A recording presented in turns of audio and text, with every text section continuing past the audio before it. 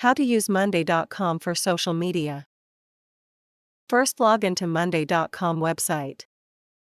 Upon signing in, users get a default workspace, which contains boards, and each board has its own tasks. Click Add to create a new board and select Choose from templates. This have different categories such as marketing, project management, content production, HR, and more. Then it comes to a social media managing. You can go for a content production or a project management. You can search for social media in the search bar. Click on it. Now click on Use Template. You can customize everything from here. You can also invite your team members. For that, you're going to go at the top right here where it says Invite, and I'll be able to add my team members. That's it. Thanks for watching.